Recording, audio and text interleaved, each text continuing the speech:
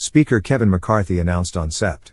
12 that he would direct the House to open a formal impeachment inquiry against President Joe Biden. The unilateral move came just a week and a half after McCarthy told Breitbart News that an impeachment inquiry would occur through a vote on the floor of the People's House and not through a declaration by one person. The inquiry, which will be led by the Republican chairman of the House Oversight, Judiciary, and Ways and Means Committees, is largely based on the findings of an investigation that the Republican-controlled House Oversight Committee officially launched 8 months ago into Biden and his family's international business deals.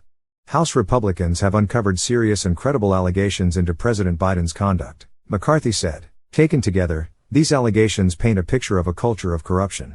But as we have written, there is currently no proof that Joe Biden was involved in the business deals of his son, Hunter, or that the president ever benefited from those deals or ever used his position as vice president to assist the companies on his son's behalf.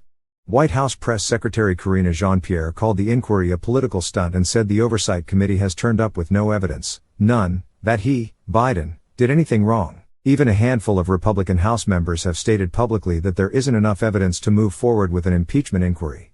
The time for impeachment is the time when there's evidence linking President Biden, if there's evidence linking President Biden, to a high crime or misdemeanor. Republican Representative Ken Buck said on MSNBC on September 10. That doesn't exist right now. In his announcement of the impeachment inquiry, McCarthy made numerous claims about what the House Republicans have discovered about Biden's activities that he said warrant further investigation by the House of Representatives. Below, we review specific allegations that McCarthy made in a Sept. 12 announcement and where those allegations fall short of the evidence so far. Phone calls and dinners. McCarthy, eyewitnesses have testified that the president joined on multiple phone calls and had multiple interactions, dinners, resulted in cars and millions of dollars into his sons and his son's business partners. As we have written, Hunter Biden's former business partner, Devon Archer, revealed in congressional testimony on July 31 that Hunter Biden put his father on speakerphone to exchange pleasantries with Hunter Biden's foreign business associates on about 20 occasions over a 10-year period. Archer also described 2 occasions when Joe Biden attended dinners where foreign business partners, or prospective business partners, were present. Archer described the social interactions as part of the brand that Hunter Biden brought to foreign business deals. But Archer also said the conversations were always limited to benign pleasantries, such as asking about the weather, and never included specific business deal or business dealings or, specifics about any kind of financial stuff. House Oversight Committee research has documented that Hunter Biden and Archer made millions off their foreign business deals, and Archer testified that Keynes Rakishev, a businessman from Kazakhstan, once wired $142,300 to Hunter Biden to purchase a car. But there has been no evidence presented so far that Joe Biden's brief interactions exchanging general niceties with his son's foreign business associates resulted in Hunter Biden securing millions in those deals. In one such incident in which Joe Biden visited via speakerphone, Archer noted they did not get the business of prospective clients, a French energy company. Archer said Joe Biden never participated in any of their business deals. $20 million to Biden family members and associates. McCarthy, we know that bank records show that nearly $20 million in payments were directed to the Biden family members and associates through various shell companies. In August, the House Oversight Committee reported that it had obtained bank records showing over $20 million in payments from foreign sources to the Biden family and their business associates. At the time, several Republican lawmakers, including McCarthy, incorrectly claimed that all of the money had been paid to the Bidens or the Biden family. A Washington Post analysis of House Oversight Committee memos concluded that about $7.5 million out of the roughly $23 million in foreign business deals identified by House investigators went to Biden family members, with the overwhelming majority of that going to Hunter Biden.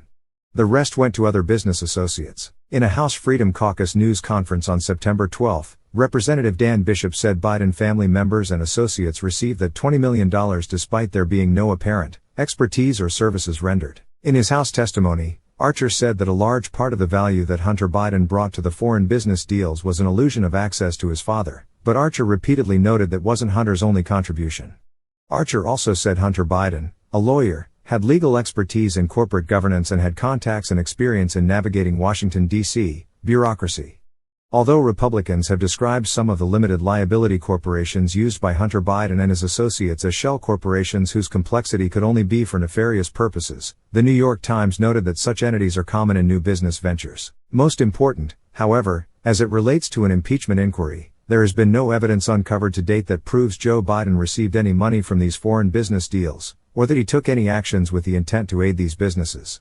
McCarthy, The Treasury Department alone has more than 150 transactions involving the Biden family and other business associates that were flagged as suspicious activity by U.S. banks. McCarthy is referring to suspicious activity reports, or SARs, that the House Oversight Committee obtained from U.S. financial institutions.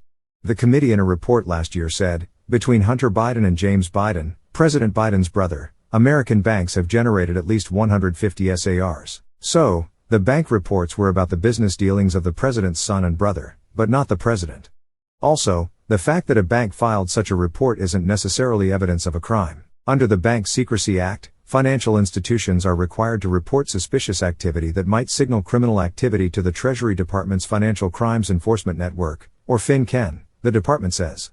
In fiscal year 2022, FinCEN received approximately 3.6 million suspicious activity reports, and it has projected that it will receive about 3.7 million SARs in FY 2023, which ends Sept. 30, according to the Congressional Research Service. But that doesn't mean that more than 3 million financial crimes occurred in those years. The reports reflect compliance officers' concerns regarding a transaction. They do not, however, represent proof nor imply a criminal investigation in the matter.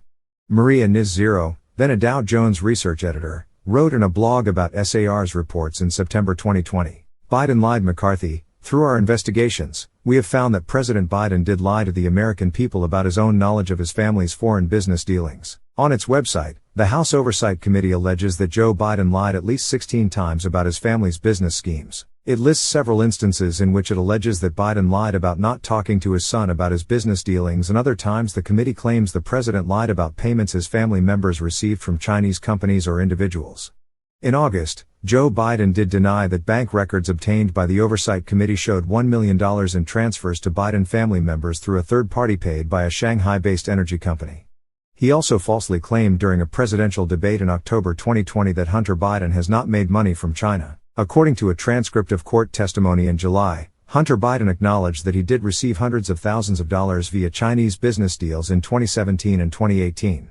But that does not mean that Joe Biden had prior knowledge of the payments and therefore lied about them. It also has not been proven that he lied about having never discussed business with son, as Joe Biden has said several times. The Oversight Committee has pointed to times when Joe Biden met some of Hunter Biden's business associates and other occasions when Joe Biden talked to Hunter Biden and his business associates via speakerphone. Also, Hunter Biden reportedly sent a WhatsApp message to a business associate in July 2017 in which he claimed that his father was in the room with him. I am sitting here with my father and we would like to understand why the commitment made has not been fulfilled, Hunter Biden wrote. That still is not proof that Joe Biden was in the room that day or that he talked with Hunter Biden about the details of his business deals or specific transactions. The firing of Shokin, a key element of the Republican case against Biden, is the Ukrainian parliament's vote in March 2016 to remove Viktor Shokin as the country's prosecutor general. Shokin has claimed, without evidence, that Biden had him fired because he was investigating Burisma, a Ukrainian oil and gas company that employed Hunter Biden at the time. McCarthy didn't mention it in his remarks announcing the impeachment inquiry, but Representative Scott Perry of Pennsylvania did at a press conference that day. We also have the president, the vice president at the time, on record saying that the prosecutor was fired. Well, son of a bitch, the prosecutor was fired. Right? Because the prosecutor was going after the company that his son was working on. Perry said. Perry was referring to remarks Biden made at the Council on Foreign Relations in 2018. Biden boasted that he threatened to withhold $1 billion in U.S. aid unless Shokin was fired. I said, "You're not getting the billion. I'm going to be leaving here in, I think it was about 6 hours. I looked at them and said, I'm leaving in 6 hours. If the prosecutor is not fired, you're not getting the money." Biden said, recalling a meeting with Petro Poroshenko, Ukraine's president at the time. Well, son of a bitch, he got fired, and they put in place someone who was solid at the time. As we wrote last month and many times before that, Biden was carrying out the Obama administration's policy, which was shared by numerous others. About a month before Shokin was fired, the managing director of the International Monetary Fund threatened to withhold $40 billion unless Ukraine undertook a substantial new effort to fight corruption after the country's economic minister and his team resigned to protest government corruption. That same month, a reform-minded deputy prosecutor resigned, complaining that his efforts to address government corruption had been consistently stymied by his own prosecutor general, Viktor Shokin, according to a 2017 Congressional Research Service report. Michael McFaul, a former U.S. ambassador to Russia under President Barack Obama, summed it up in a September 20, 2019, tweet, "It was not just Obama administration policy, not just Biden policy, to push for this Ukrainian general prosecutor to go, but a shared view in many capitals, multilateral lending institutions, and pro-democratic Ukrainian civil society. Alleged Biden bribed McCarthy. Even a trusted FBI informant has alleged a bribe to the Biden family. McCarthy is referring to an FBI report made public on July 20 in which an FBI informant said that years ago, Burisma owner Mykola Zlochevsky told the informant he was pushed to pay bribes of $5 million each to Hunter and Joe Biden for what the informant understood was assurance that Shokin would be fired. The informant said Zlochevsky told him he did not send any funds directly to the big guy, which the informant believes was a reference to Joe Biden, and that it would take investigators 10 years to find the records of the illicit payments to the Bidens. The report is unverified and no evidence has yet been discovered of such a payment to Joe Biden. The informant said he could not verify whether Zlochevsky's statements to him were true, noting that it is very common for businessmen in post-Soviet countries to brag or show off. Archer testified that he was not aware of any $5 million